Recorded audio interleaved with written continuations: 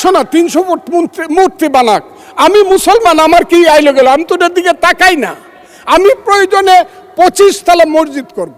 মালাউন্ডা দেশ ছেড়ে চলে যাও, হিন্দুরা চলে যাও, মিছিল করতেছে। তাদের পোশাকটা দেখলেই বুঝি আমি তারা কারা। সেই পোশাকি লোকজনের সংখ্যা এখন বেড়ে গেছে, এমন বাড়ছে যে তারা পৃথিবীর কোনো সভ্যতা সংস্কৃতি কোনো কিছু শুনতে চায় না, কোনো কথা শুনতে চায় না।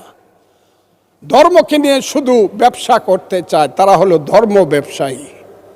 সেই সব লোকজন আজকে ওখানে যাচ্ছে, মারামারি করছে। আমি সরকারকে বলবো, স্বরাষ্ট্রমন্ত্রী আছেন, যদি মনে করেন মন্দির ওখানে করা ঠিক না বা রাম মূর্তি করা ঠিক না, বন্ধ করে দেন একদম কঠিনভাবে, যে না এই দেশে কোনো মন্দির টন্দির বা মূর্তি করা যাবে না। কিন্তু আমি মনে করি ওই 100 না 300 ফুট মূর্তি বানাক, আমি মুসলমান, আমার কি আইলো গেল, আমি তো ওটার দিকে তাকাই না। আমি প্রয়োজনে 25 তলা মসজিদ করব, অসুবিধা কি?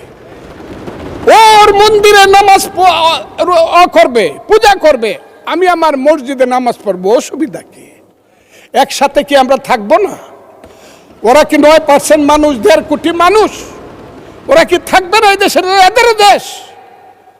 14 পুরুষ আগে তো এদেরই দেশ ছিল। এটা 1204 খ্রিস্টাব্দের আগে এইখানে হিন্দু এবং বৌদ্ধদের দেশ ছিল। আমরা তো এইখানে কিভাবে আসছি? আমরা আসছি হযরত খাজা মাইনুদ্দিন চিশতি রহমাতুল্লাহ আলাইহি, খাজা নিজামুদ্দিন বখতিয়ার খাকি, হযরত শাহজালাল, শাহপরান, গেসুদারাজ, ওই চট্টগ্রামের বাইজিদ বুস্তামি, ওই বাগেরহাটের খান জাহান আলী থেকে ধরে ওলিয়া উলিয়া গাউস কুতুব দরবেশেরাই তো এই দেশে বলছে আইসে, শোনো হে মানুষ ভাই, সবার উপরে মানুষ সত্য, তার উপরে নাই, তার নাম হইল সুফিবাদ। সেই সুফিবাদকে তো তারা মানে না, তারা তো মাজার ভাঙ্গা ফেলতে চায়, তারা তো আগুন দিয়া পুড়ে দিতে চায়। মৌলানা মৌলভী সাহেবদেরকে আমি শ্রদ্ধা করি, কিন্তু পীর সাহেবদের দোষটা কি? যে কুষ্টিয়াতে কুপায়ে মারলেন কেন? ফরিদপুরে আগুন জ্বালায় মারলেন কেন?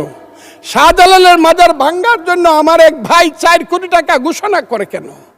এখানে মাজার থাকবে, আপনি যদি মাজারে ইচ্ছা হয় যাবেন, যাবেন না। আপনি আহলে হাদিস করবেন, করেন,